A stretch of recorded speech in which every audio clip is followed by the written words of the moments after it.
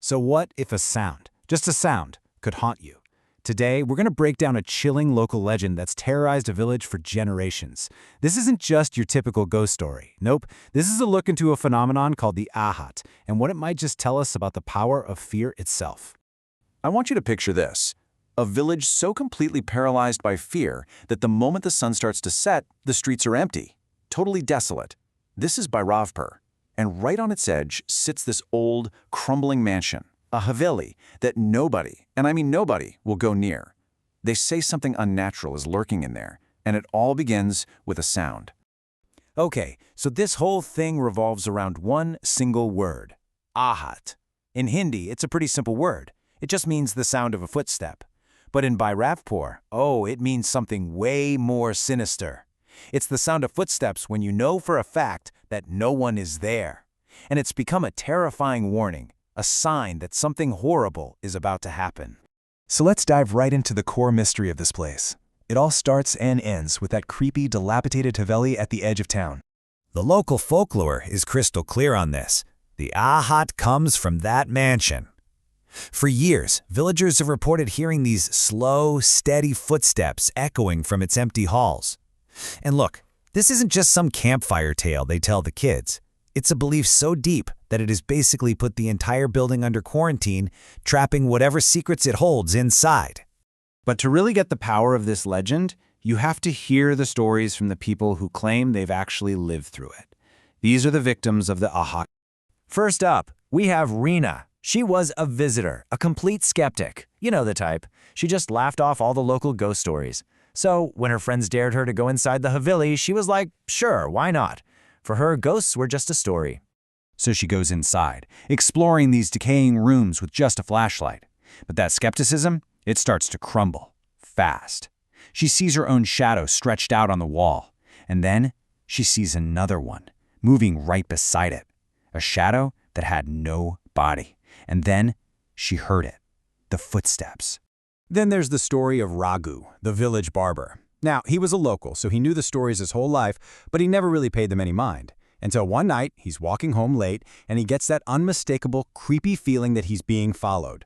And that's when he heard them. He spins around, nothing there, but the footsteps keep pace with him, getting faster and faster. And then suddenly, this white, shadowy figure just materializes in his path, and its eyes, they were glowing this eerie, deep green. The experience absolutely broke him. When they found him the next day, he was just gone, mumbling over and over, "The Ahat will take me." And get this, these weren't just isolated incidents. A really clear and really scary pattern started to pop up. A school teacher hears these heavy phantom boots behind him. A woman sees a spectral figure in her own home. A bus driver sees a passenger with a completely blurred out face sitting on his totally empty bus. The hauntings were all different, but the trigger was always the same. First, they heard the aha. At this point, the terror in the village is at a boiling point. It was just too much. So a small group of people decided they had to do something. They were done running. It was time to finally search for the truth. And what a team it was. A really unlikely crew came together to face this thing. You had Reena, the first victim we talked about, who now desperately needed answers. There was Anirudh, the teacher whose skepticism had been completely shattered. And then there was DCP Arvind, a police officer who was sent in to basically debunk what everyone just thought was mass hysteria. Okay, so picture it. Midnight. They go into the haveli. The silence is absolute. They find this rusty iron door they'd never seen before, leading down into a basement. As they start to descend into this cold, damp darkness, this foul smell just rises up to meet them. And that's when they see it, scrawled on the wall in what looks like dried blood. "The Ahat is my curse. Those who hear it will meet their end." It was right there, in that oppressive, suffocating darkness of that basement, that they would finally uncover the truth behind the haunting of Bhairavpur. From the darkest corner of the room, a white, blurry shadow starts to form. And a voice echoes, but it's not in their ears, it's inside their heads. The voice says it's Lalita, the original owner of the mansion, and she reveals this horrific, century-old secret. She was buried alive in that very basement. And this is where it all just clicked. The haunting wasn't random at all. 100 years ago, Lalita's own husband, driven by pure greed, walled her up and buried her alive right there in the basement. The Ahat, that sound of footsteps, it was the eternal, psychic echo of her pacing back and forth in that makeshift tomb.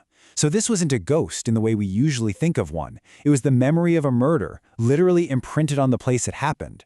So the mystery was solved, but that just left the team with one last, desperate task: to bring peace to Lolita and finally end this curse.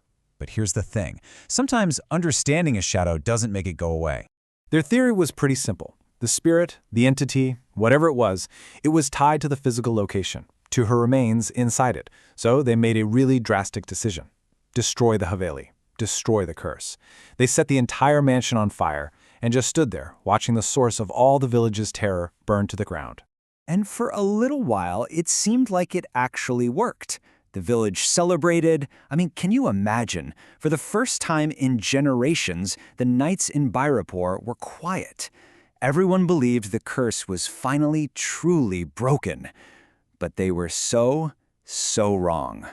Because just a few days later, Reena is back in her room, miles and miles away from the ruins of that Haveli. And she hears it. It's faint at first, but then it gets clearer. That slow, deliberate sound of footsteps approaching her door. The Haveli was gone, but the Ahat had followed her. Which leaves us with a final and, frankly, a very chilling question. They solved the mystery of who the ghost was, but they never figured out what the haunting actually is. Is the Ahat a spirit, now untethered from its grave? Is it a curse that just attaches itself to its victims? Or is it something way more profound? Is it fear itself, just given a form and a sound? The legend of Bhairapur suggests that maybe some hauntings aren't just in a house. They're in our heads, and you can't just burn that down.